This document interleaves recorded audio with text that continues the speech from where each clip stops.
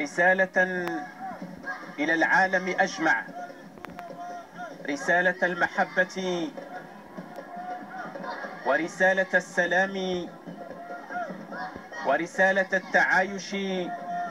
والتساكن والتضامن.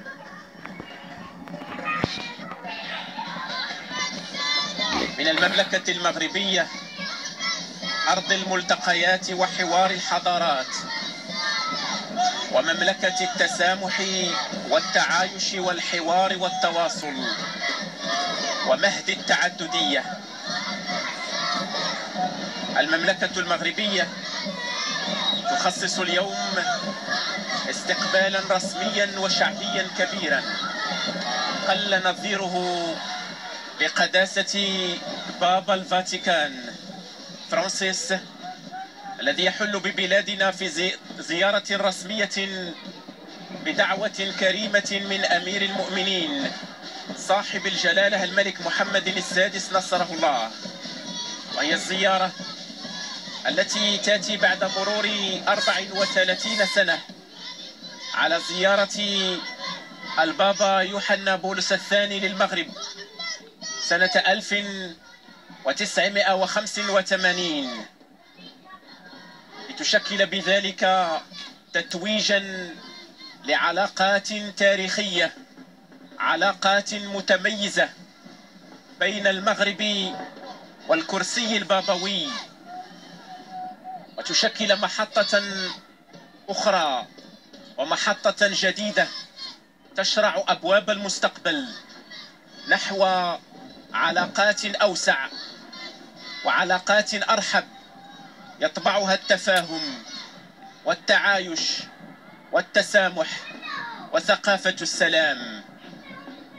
ثقافة تعايش وتشارك مؤسسة على مبادئ الحرية والعدالة والديمقراطية والتسامح والتضامن، ثقافة تنبذ العنف وتتمسك بتجنب الصراعات في منابعها وبحل المشاكل عبر الحوار والتداول، ثقافة تضمن للجميع ممارسة كلية لحقوقهم ووسائل المشاركة الكاملة والفعلية في التنمية الذاتية لكل الأطياف. هي رسالة المغرب قيادة وشعبا إلى العالم أجمع بمناسبة زيارة قداسة البابا فرانسيس، الذي تغمره الفرحة والسرور والشكر لله عز وجل وللسلام والأخوة في عالم ما أحوجه لهذه القيم. إننا كمسيحيين ومسلمين نؤمن بالله الخالق والرحيم الذي خلق البشر وجعلهم في العالم حيث يعيشوا كإخوة، محترمين بعضهم البعض في التنوع ومساعدين بعضهم البعض عند الحاجة، وقد عهد إليهم بالأرض بيتنا المشترك كي يتعاونوا في المحافظة عليها بمسؤولية ورعايتها للأجيال القادمة. وما فتئ أمير المؤمنين صاحب الجلالة الملك محمد السادس نصره الله يبذل كل الجهود من أجل تكريس الحوار. كل الأنظار تتجه نحو المغرب لتتبع وقائع هذا الحدث المتميز الذي يجمع بين قائدين كبيرين، أمير المؤمنين صاحب الجلالة الملك محمد السادس نصره الله وقداسة بابا الفاتيكان فرانسيس. حدث تنقل وقائعه العديد من القنوات التلفزية عبر العالم ويحظى بتغطية إعلامية واسعة، حدث تاريخي واحتفالية رسمية وشعبية كبرى نشهد وقائعها الآن من المملكة المغربية، مملكة التسامح وأرض الحوار، أرض التلاقي بين الثقافات والديانات. موكب أمير المؤمنين صاحب الجلالة الملك محمد السادس نصره الله وبابا الفاتيكان فرانسيس يمر عبر أبرز. يصل موكب أمير المؤمنين صاحب الجلالة الملك محمد السادس نصره الله وقداسة البابا فرانسيس إلى باحة مسجد حسان لتطلق المدفعية 21 طلقة، كما تعزف موسيقى من طرف فرقة الحرس الملكي تحية لمقدم بابا الفاتيكان الذي بدأ اليوم زيارة رسمية لبلادنا تستغرق يومين بدعوة كريمة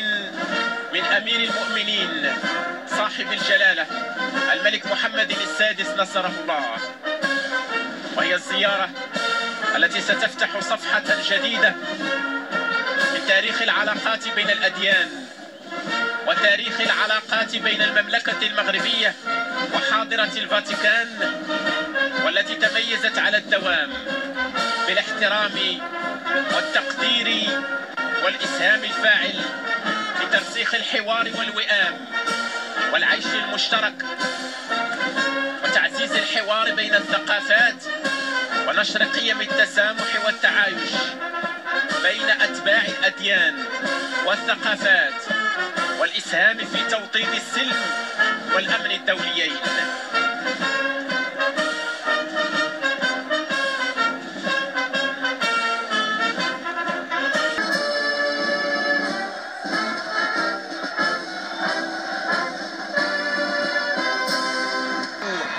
أرضا للحوار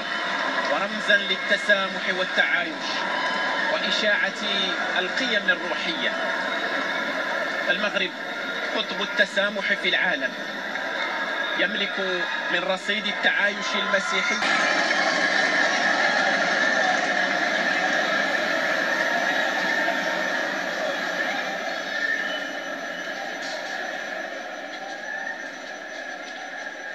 الحضور الكريم